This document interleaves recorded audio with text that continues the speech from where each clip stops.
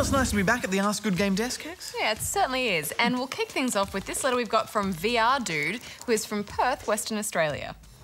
Hey guys, I was just wondering what your personal opinion of all the upcoming VR stuff is. I reckon it could be the future of gaming. It's like one step away from bringing my holodeck dreams to life. It's the future, people. Also, do you think Facebook buying Oculus was a good thing? Will they screw it up? Oh God, please don't let them screw it up. Thanks. Virtual reality is definitely one of the most exciting technologies around. The ability to totally immerse yourself in a game and make you feel like you're there is a pretty powerful prospect. Yeah, we both played around a little bit with the first generation of the Oculus Rift developer kit. It's really impressive and has huge amounts of potential, but there are definitely some hurdles that it needs to overcome still, I think. Yes, absolutely. I'd heard all these stories of it making people sick and I thought they were just exaggerations, but then I tried it myself and wow, the nausea can hit you pretty quickly. I was legit ill for hours after playing. Yeah. Are you actually going to vomit?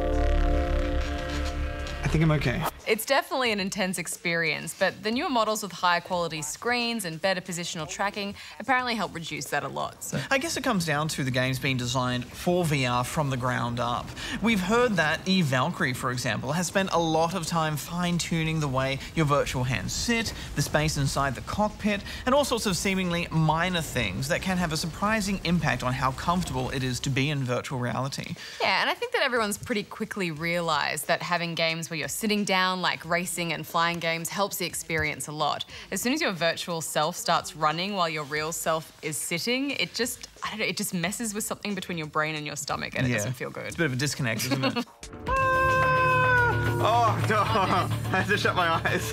Personally, one of the things I'm most excited about is if maybe this could trigger a wave of virtual reality arcades, because I would just love to go there with a bunch of friends, put on some top-notch expensive VR gear and fight it out in virtual mechs or some kind of shooting game, because it's not really something I see myself playing a lot of at home, especially if it makes me ill. Yeah, I mean, I'd really love something like a real-life laser tag arena, but with a kind of augmented virtual reality display that turned them into some sort of, you know, virtual arenas. That would be amazing. That's basically a holodeck, isn't it? Yeah.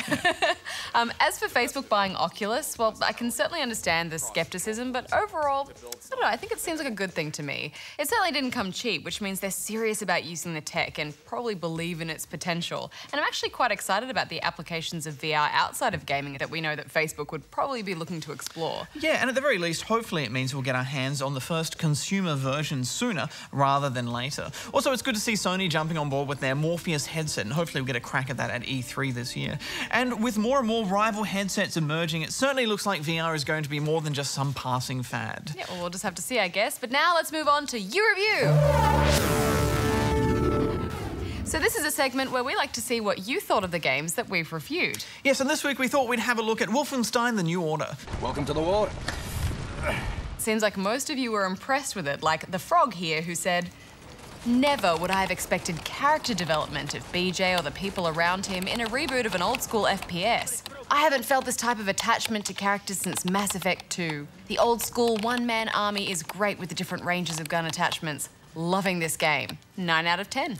Big Sook here lives up to the name, saying, I bought this hoping for some nostalgia. It's great graphically, but a bit too full-on for me. I feel traumatized every time I play, which makes me not want to play at all.